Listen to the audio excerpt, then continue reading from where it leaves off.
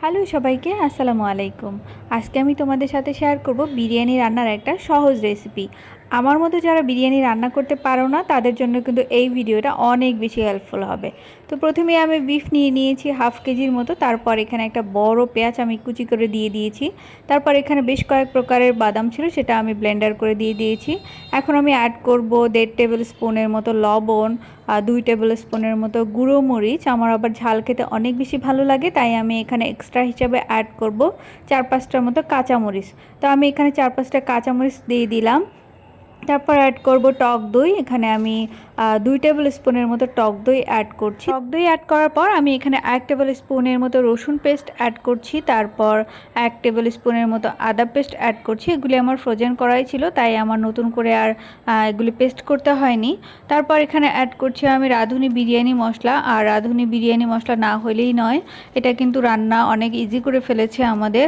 তো তারপর এখানে অ্যাড করছি আমি আগে থেকেই পেঁয়াজ বেরেস্তা করে রেখে দিয়েছিলাম, তো সেটা আমি জাস্ট অল্প পরিমাণে একটু চিনি দিয়ে হাত দিয়ে মানে চাপ দিয়ে ভেঙে দিব। আর কিন্তু মাংসের ভেতরে মশলা অ্যাড করা একদমই কমপ্লিট। এখন আমি যেটা করব, পরিমাণ মতো কিছুটা তেল নিয়ে মাংসটা কিন্তু খুব ভালো মতো আমি হাত দিয়ে মেখে দেব।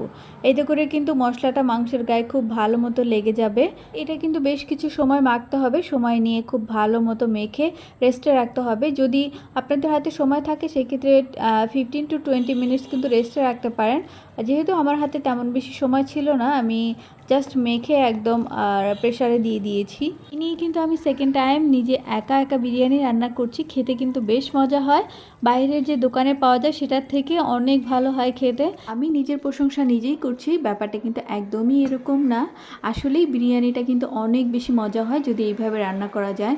যাই হোক, আমি কিন্তু প্রেসারে আমার মেখে রাখা বিফটা দিয়ে দিয়েছি।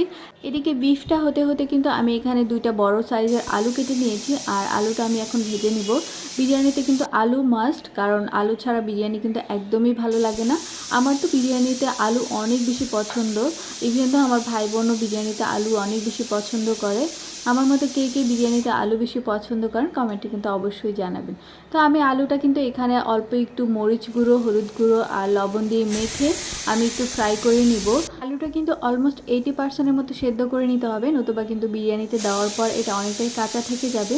যাই হোক, আমার ওদিকে আলু হতে হতে আমি কিন্তু এখানে চাল মেপে নিচ্ছি। আমি এখানে 3 পট চাল ইউজ করছি। আর আমি ব্যবহার করছি এখানে চাষি যে চিনিগুড়া চালটা আছে সেটা, কারণ এই চালটাই আমার অনেক বেশি ভালো লাগে। আর আরেকটা ফেভারিট পার্ট এই ভিডিওর, সেটা হচ্ছে আমি কিন্তু আমার নতুন ফ্রাই প্যানেই আজকে বিরিয়ানিটা রান্না করব।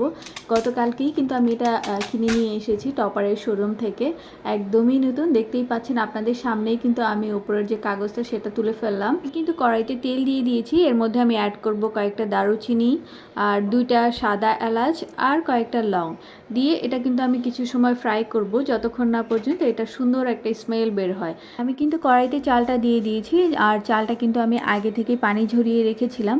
আর তারপর এতে আমি অ্যাড করব 1 কাপের মতো দুধ। যেহেতু আমি 3 কাপের মতো চাল অ্যাড করেছিলাম, তো এখানে আমাকে 6 কাপ পানি দিতে হবে। আর এখানে কিন্তু আমি অ্যাড করছি 1 কাপ দুধ, সো এখানে কিন্তু 1 কাপ পানি কম দিতে হবে। আর যেহেতু আমি আগেই মাংসটা রান্না করে রেখেছি, সেখানে মাংসের যে গ্রেভি আছে সেটাও কিন্তু 1 কাপের মতো হবে। সো আমাকে এখানে পানি অ্যাড করতে হবে 4 কাপ। আর 2 কাপের হচ্ছে 1 কাপ দুধ আর 1 কাপ কিন্তু গ্রেভি। তো আমার কিন্তু মাপ মতো আমার সব কিছু দিয়ে দেওয়া রেডি একদম। এখন কিন্তু হওয়ার অপেক্ষায়, মানে চালটা কিছুটা হয়ে এলে 80-90% যখন কুক হয়ে যাবে, তখন কিন্তু আমি এখানে আমার রান্না করে রাখা যে বিরিয়ানির যে মাংসটা সেটা কিন্তু আমি অ্যাড করে দিচ্ছি। মাংস অ্যাড করার পর আমি কিন্তু বিরিয়ানিতে আলু অ্যাড করছি। আর এবার কিন্তু আমি আলুতে একটু হলুদ দিয়েছি জাস্ট কালারের জন্য। অনেকেই হলুদ ছাড়াও ভেজে থাকে, যেটা যার যার পছন্দ মতো। তো যাই হোক, আমি কিন্তু সব কিছু একবারে ভালো মতো নেড়ে চেড়ে 10 থেকে 15 মিনিটের জন্য এটা দমে রেখে দিব। 15 মিনিট পর কিন্তু আমার বিরিয়ানির এই অবস্থা। আর এই পর্যায়ে কিন্তু আমি উপরে একটু ঘি দিয়ে দিব। আর ঘি দেওয়ার ফলে কিন্তু বিরিয়ানির টেস্টটাও বেড়ে যায় আর ফ্লেভারটাও অনেক সুন্দর আসে। তো আমার কিন্তু বিরিয়ানি রান্না একদমই রেডি। আর ঘি দেওয়ার পর কিন্তু আমি আবারও বেশ কিছু সময় রেখে দিব, কারণ চুলাটা একটু হিট আছে, এই হিটটা যাতে লাগে। আসলে আমি যে রান্নায় খুব বেশি এক্সপার্ট তেমনও কিন্তু না, আমি যেভাবে রান্না করেছি জাস্ট আপনাদের সাথে সেটাই শেয়ার করার চেষ্টা করেছি। যদি ভালো লাগে কমেন্টে কিন্তু জানাবেন। দেখা হবে অন্য ভিডিও।